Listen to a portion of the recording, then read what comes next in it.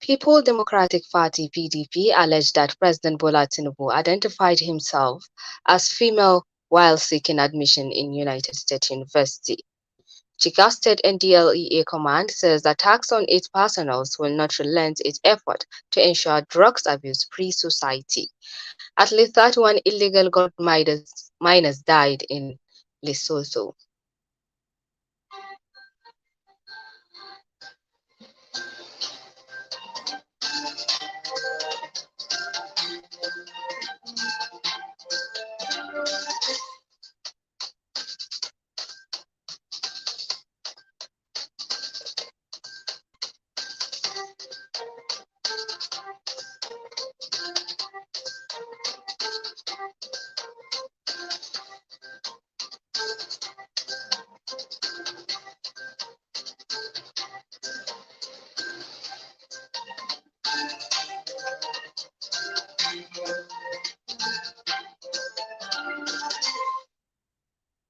Today is Friday, 5th Zulhijjah 1444 after Hijrah of Prophet Muhammad, peace be upon him, which is 23rd June 2023.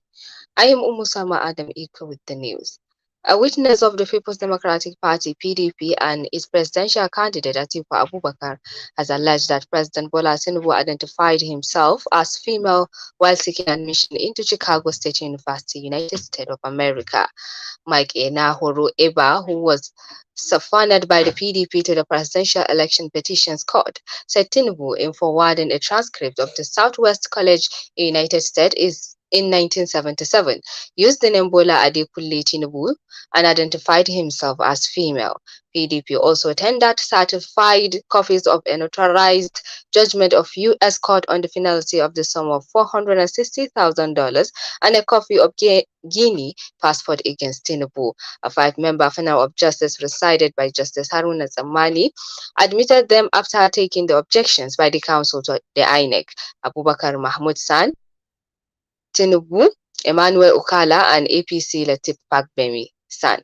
Under cross-examination by the council to INEC, the witness denied spending a lot of money to pursue the case against Tinubu, submitting that the lawyer partner in the United States obtained the document free of charge. The witness also admitted that he was fined when his candidate lost the February 25th presidential election. Coalition of over 80 human rights organizations under the support of Nigerian Civil Society Situation Room said that President Bola Tinubu should set up an independent national electoral reform panel to bring credibility to elections in Nigeria. The membership of the reform panel, the coalition, said should comprise independent election experts and stakeholders who would review the logistical, legal, and administrative shortcomings of INEC, as well as make additional reform recommendations. The convener of the NCSSR, Malami Yunus Sayau, made the recommendation during a press conference held in Abuja about 2 weeks after his election. According to him, the CSOs were worried about the conduct and credibility of the upcoming off-cycle governorship elections in Bayelsa, Imo, and Kogi State in November 2023, following the shortcomings experienced in the general elections. He said Nigerian Civil Society Situation Room is following off on its report of the 2023 general elections and is demanding for urgent national electoral reforms to reignite citizens' confidence in Nigeria's electoral process. Muhammad Garuba, a former commissioner for information and Kano State under the Abdullahi Umar Ganduje administration, has said the ex-governor is not concerned by the state government's decision to reopen the investigation of dollar video that purportedly depict him receiving bribes. The chairman of the Kano State Public Complaint and Anti-Corruption Commission, Barrister Muhi Magajiri Mungado, had pledged to reopen the investigation against the former governor. However, the former commissioner of information in the state, Muhammad Garba, who is an ally of the former governor, expressed their lack of concern regarding the issue in an interview with BBC Hausa.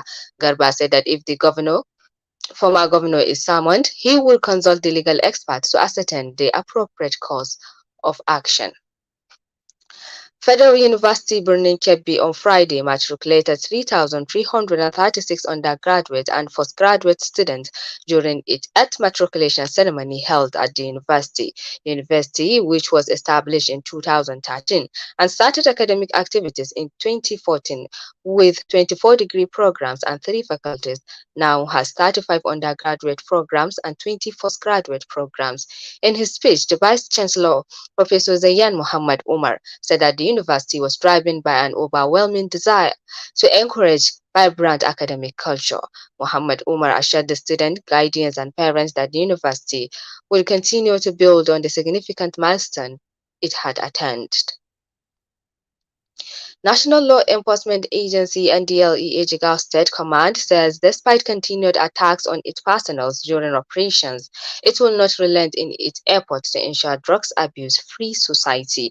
The commandant of the agency, Alhaji Muazu Aliyu Musa, made this known today at a press briefing to mark International Day Against Drug Abuse and Illicit Trafficking at the agency's office in Dutse. He explained that the agency was able to confiscate 922 illicit drugs traffickers in the state this year, comprising 109 males and 13 females, while 44 were sentenced to various jail terms in the correctional centers.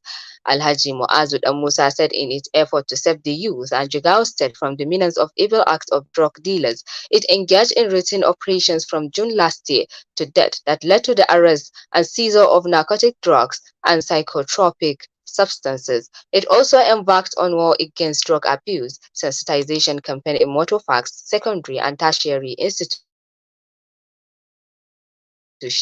in the state.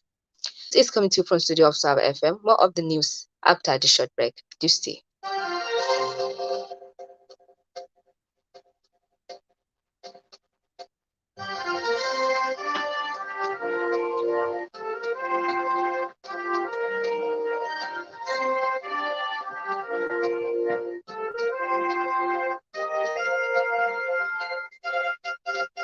This is news on the hour. Sawaba Radio FM. Stay tuned. Kaduna State Police have arrested 2 people for allegedly stealing ATM debit cards from people. Public Relations Officer of the State Police Force, SP Muhammad Jalige, said that the force arrested the men after receiving a report from a woman whose ATM card was stolen. The statement said that after a thorough investigation, 2 men, Paul Agu Daniel and Mike Oga, were arrested by the intelligence officers and they both confessed to the crime they were accused of. The investigation by the security officers also revealed that the 2 men stole 948,000 naira from a man by using his stolen Fidelity Bank card. The police said that the 2 men are currently in their custody for further investigation. 3 farmers have been killed at Sabalai community in Birnin Gwari local government area of Kaduna State. The incident occurred on Thursday afternoon according to sources in the area. Usman Kasai, chairman of the Birnin Gwari Emirate Progressive Union BEFU, confirmed the attack. He stated that the victims were working on their farm when the bandit struck. Those killed were identified as Anna Sabalai, Abubakar Nkibia, and Harisu Ungwalemu. They were residents of Sabalai under the Kakangi ward. Concerns are mourning over more attacks by the bandit. When reached for a comment, DSP Muhammad Jalige, the State Command Public Relations Officer, said he was attending Juma at service. He promised to return the call, but as of the time of filing this report, no response had been received. Borno State Governor Babagana Zulum has expressed shock and sadness over the killing of 8 farmers in Mafa local government area of Borno by the Islamic State of West African province ISWAP. The news agency of Nigeria reported that the killing occurred in Shuarin, Tamsu, Baramkaro and Muna on Thursday at about 1 p.m. while the farmers were working on their farms. Zulum, who visited Mafa, described the attack as unfortunate. He said the state government will partner with security agencies to deploy more soldiers to secure farmland. He said food insecurity was the worst crisis than Boko Haram, noting that the government will do everything to ensure that people have access to their farmland. Earlier, a witness, Yerima Goni, told Zulum that ISWAP terrorists who rode on motorcycles attacked farmland with AK-47 rifle. Commissioner of Police CP Akim Yusuf has said a group of hoodlums on Thursday opened fire on joint security team who were on an operation at Ejolu in Ofu local government area of Kogi. He said this during a press conference at the police headquarters, Lokoja. The police boss said the joint security team were at the trail of criminal gang leader called Kabir Bala, who had been terrorizing the areas with his group of hooligans when the security operatives came on the attack. He said the gang leader Kabir was neutralized during the exchange of fire, while many of his gang members escaped with varying degrees of injury. He said the decision to carry out the joint operation against Bala was taken at a state security meeting on June 20, 2023, due to the upsurge of criminal activities in the state. Still on security matter, police command in Lagos has arrested a 48-year-old dismissed policeman for allegedly impersonating as a serving police inspector. The command spokesperson, SP Benjamin Hundin, confirmed the arrest in a statement issued today in Lagos. Mr. Hundin said that the suspect, who was parading himself as a police inspector in Okudu GRA, Ojota, Lagos, was arrested by operatives of Lagos Rapid Response Squad (RRS). Mr. Hundin said that while being interrogated by the commander of Lagos Squad, CSP Olayinka Ekmeyimi, the suspect will not give satisfactory answers to prove that he was a serving member of the police force. He said that the suspect will be charged to court upon conclusion of the investigation. Now to international scene. A president of Kenya The President of Kenya, William Ruto, called on the World Bank and the International Monetary Fund (IMF) to reduce the strict measures of lending to African countries in order to make it easier for the countries to get the debt. Ruto, who was speaking when he met with French President Emmanuel Macron, IMF chief Kristalina Georgieva, and World Bank President Ajay Banga in Paris on Thursday, appealed to world leaders attending the ongoing financial conference in Paris to support his call.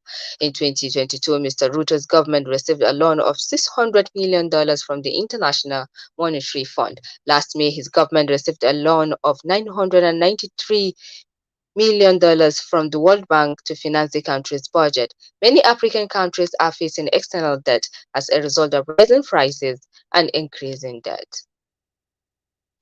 South African authorities said they have learned that the death of at least 31 people suspected of being illegal gold miners from Lesotho in the country's former mine.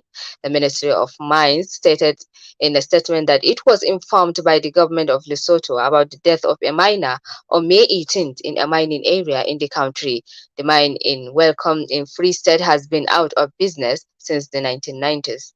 The ministry said some illegal miners found the bodies of 3 people in the mine, where she said she is working with stakeholders to rescue the bodies. Serious mining accidents are not new in South Africa, where illegal miners, including migrants, put their lives at risk. Now to weather report. Nigerian Meteorological Agency (NIMET) has predicted cloudy weather and thunderstorms between Friday and Sunday across the country. This is according to NIMET's weather outlook released on Thursday in Abuja, which forecasted a cloudy atmosphere in the northern region with prospect of thunderstorms. Some of the states expected to be affected by the climate change were Sokoto, Zamfara, Kebbi, Kaduna, Taraba, and Adamawa State. NIMET noted that the prospect of the thunderstorms are expected over part of Borno, Adamawa, Kano, Bauchi, Kebbi, Zamfara, Katsina, Gombe, Jigawa, and Taraba State later in the day. The agency has envisaged thunderstorms over the entire region in the afternoon and evening. We wrap up the news with this and a recap of the major stories.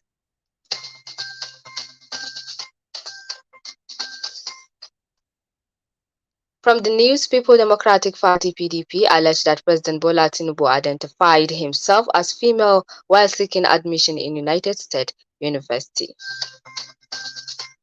Jigawa State NDLEA Command says attacks on its personnel will not relent its effort to ensure drug abuse-free society. At least 31 illegal gold miners died in Lesotho. On behalf of the news department, our editor, Abdullahi Yawala Kofar Arewa, I am Umu Sama Adam Iko. Have a good night.